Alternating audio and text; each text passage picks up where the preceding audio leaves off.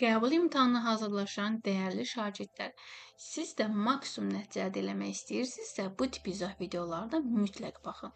Sxema əsasən A plus B plus C plus D hesablayın.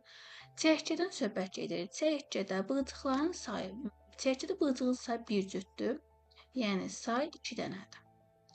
İnkişaf mərhələlərinin sayı, inkişaf mərhələləri yumurta, sürfə və bunlarda qeyri-tam inkişaf olduğu üçün pup yoxdur, yetkin fərd. Yəni, bunda 3 dənə, yəni çəkidə 3 dənə inkişaf mərhələsi var, ona görə C-miz 3-dür.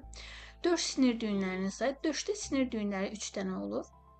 Hərəkət orqanlarının sayı, hərəkət orqanlarımız isə, ya da çəkinin hərəkət orqanları 3 cüt ayaq, yəni 6 dənə ayağı və 2 cüt qanadı var. Yəni 4 dənə qanad. 6 ayaq və 4 dənə qanad eləyir 10 dənə.